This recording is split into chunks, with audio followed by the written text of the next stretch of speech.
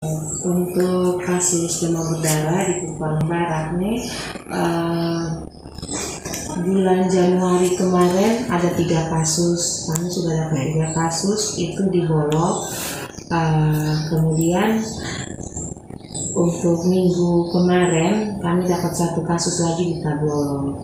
Jadi untuk langkah awal begitu kasus ini terdengar setelah pasien masuk ke rumah sakit, datanya masuk ke dinas himbau ke kami, kemudian kami punya tim gerak cepat Kak. Jadi tim gerak cepat itu di dalamnya dia ada surveillance, dia ada counseling, kemudian dia ada dokter, kemudian ada perawat yang notabene dia adalah penanggung jawab DBD di sini. Nah, jadi begitu ada kasus, kami surveillance sama counseling ini turun. Counseling ini membagikan ABT, memeriksa lingkungan sekitar, kemudian untuk yang surveillance ini dia akan melakukan seperti wawancara, apakah ini dia dari tempat lain atau memang dia di situ. Setelah itu data dikumpulkan, kami berkumpul, kemudian kami langsung turun untuk kepala desa.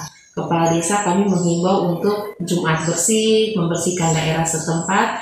Kemudian kami sama-sama kerja bakti, membagikan ABT, memberikan sosialisasi tentang DBD, baik dari penyakit sampai penularan sampai terjadi penyakit ini. Kemudian setelah itu kami laporkan ke dinas, pasiennya kami observasi. Kemudian berjarak sampai dengan 10 meter, 2 meter dari sekitar rumah yang positif ini, kami lakukan pemantauan untuk lingkungannya juga.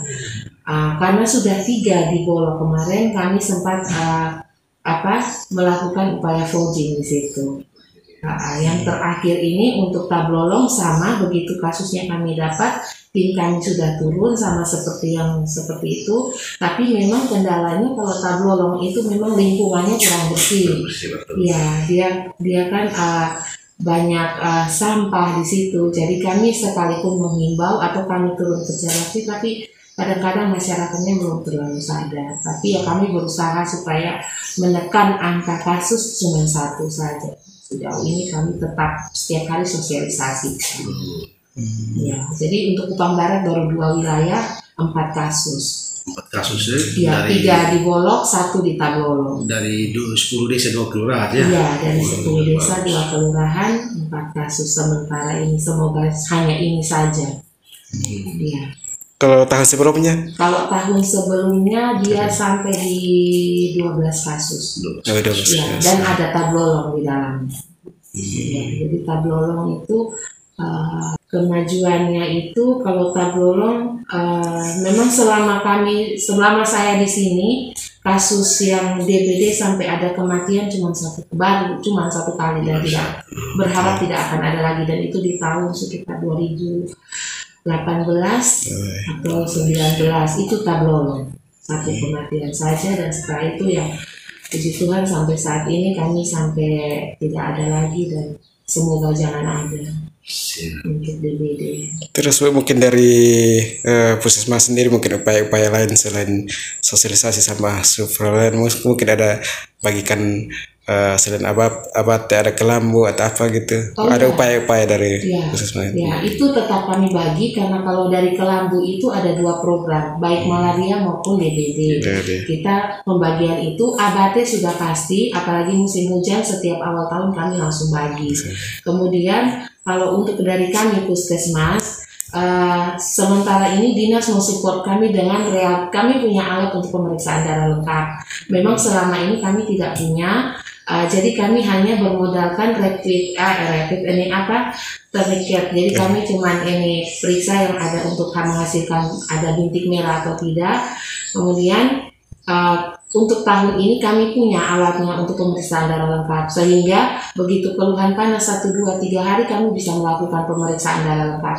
Jadi ini ada kami minta dari dinas support kami reagennya, kami sudah mau ambil hari ini, jadi kedepannya mungkin kami lebih cepat menangkap Itu gratis, gratis ya. Biasanya kan panas 1-2 hari kami rujuk dulu periksa trombosit kan lama. Tapi untuk ke depan, semoga minggu depan ini kami sudah mulai mengoperasikannya. Alatnya sudah ada, tinggal kami ambil reagennya ke dinas. Itu gratis. Gratis, kami gratis. Jadi kami hari ini diambil, mungkin Jumat Sabtu kami kalibrasi alatnya ready, Senin kami mulai start. Untuk yang batuk, untuk yang demam kami langsung pemeriksaan darah lengkap. Senin tanggal 25 ya. Kami mulai tanggal 25 ya, di minggu depan lah sudah bisa ready untuk pemeriksaan. Berarti bila ada warga yang sakit begitu, itu responnya juga cepat ya? Iya, kami cepat. Kami kalau untuk kami biasanya untuk pustu itu kan dia lebih dekat dengan masyarakat. Dia lebih dekat masyarakat, dia biasanya berdekatan dengan kantor desa. Jadi biasanya ada keluhan, misalnya ada saja yang masuk rumah sakit pasti langsung ditanya sakit apa. Iya, jadi begitu bilang oh sakit demam, coba mama tanya di sana rumah sakit bilang dia sakit apa. Nah seperti itu. Jadi kalau memang sakitnya entah itu demam berdarah, entah itu malaria, entah itu COVID, kami langsung responnya cepat. Ya, jadi kami punya tim gerak cepat itu khusus untuk penyakit-penyakit begitu. Untuk malaria, DBD, COVID itu ada semua. Kalau untuk himbauan masyarakat ya, menyangkut DBD lebih mempertahankan kebersihan saja, genangan air jangan ada. Untuk sampah-sampah botol bisa kita lebih banyak melakukan pembersihan di lingkungan sendiri, kesadaran dari diri sendiri untuk membersihkan lingkungan itu sudah banyak membantu kami untuk menekan angka DBD di Kupang Barat.